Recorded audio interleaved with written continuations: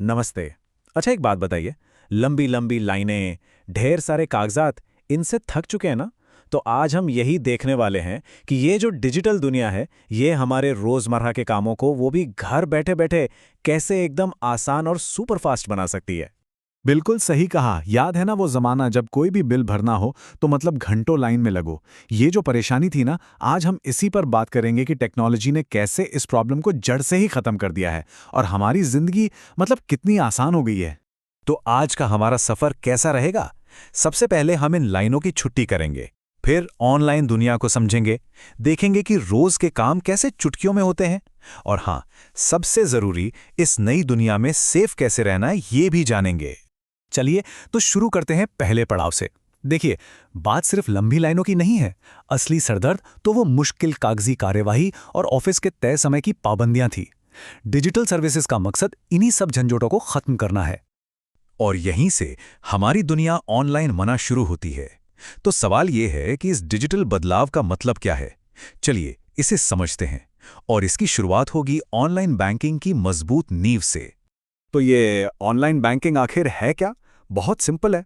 समझिए कि आपका पूरा का पूरा बैंक अब आपके फ़ोन या कंप्यूटर में आ गया है। घर बैठे पैसे भेजिए, बिल भरिए, अपना अकाउंट चेक कीजिए, सब कुछ। ये तो मानो एक मास्टर चाबी है जो डिजिटल दुनिया के कई और दरवाजे खोल देती है। अच्छा, तो ऑनलाइन जाने के फायदे क्या क्या हैं? सबसे बड़ा फायदा तो है आराम। लाइनों का झंझट खत्म। दूसरा, इससे पैसे भी बचते हैं। आप ऑटोमेटिक पेमेंट सेट कर सकते हैं ताकि कभी लेट फीस ना लगे। और सबसे इंपॉर्टेंट बात, आपकी सारी जानकारी एन्क्रिप्शन की वजह से एकदम सेफ रहती है। ठीक है, थ्योरी तो बहुत हो गई। अब इसे असल जिंदगी में इस्तेमाल करके देखते हैं। हम दो सबसे कॉमन चीजों से शुरुआत करेंगे। एक, बिल भरना, और दूसरा, कहीं जाने के लिए टिकट बुक करना। मान लीजिए बिजली या पानी का बिल भरना है। अब ये एकदम बच्चों का खेल है। देखिए, बस कुछ आसान से स्टेप्स हैं। प्रोवाइडर का पोर्टल खोलिए, यूटिलिटी बिल पेमेंट पर क्लिक कीजिए, अपना बिलर चुनिए, डिटेल्स डालिए और पेमेंट कर दीजिए। हो गया। है ना एकदम सिंपल। और मजे की बात यह है कि लगभग यही तरीका ट्रैवल बुकिंग के लिए भी काम करता है। जैसे ये देखिए, ये है इंडियन रेलवे का पोर्टल। किसी भी सफर की शुरुआत यहीं से होती है।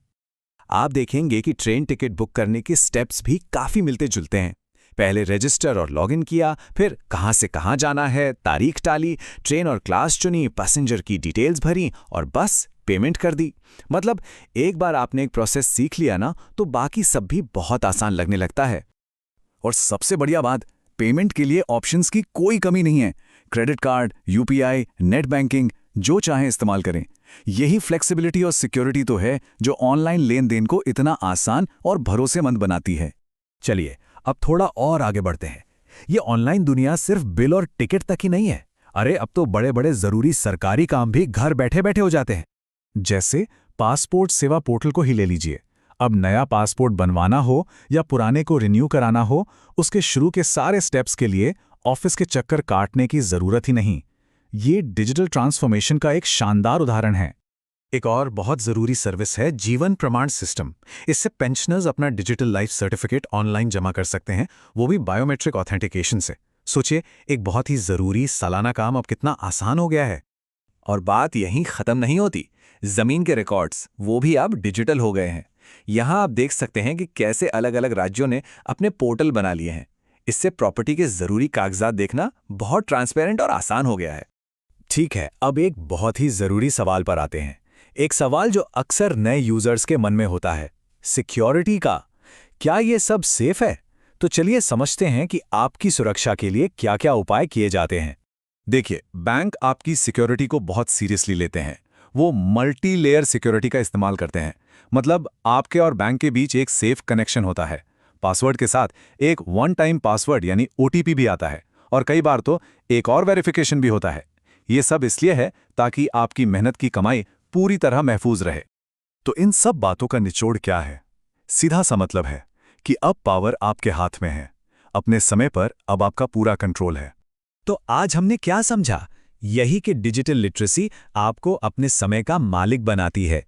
ये पैसों के मैनेजमेंट से लेकर सरकारी कामों तक सब कुछ आसान बना देती है। और नतीजा? आपके पास अपने लिए, अपनों के लिए ज्यादा समय बचता है। तो सवाल अब ये है कि जब लाइनें ही खत्म हो गई हैं, तो इस बचे हुए समय के साथ आप सबसे पहले क्या करना चाहेंगे? ये जो नई आज़ादी मिली है, यही आपको अपनी डिजिटल जर्नी शुरू करने के लिए मोटिवेट करेगी।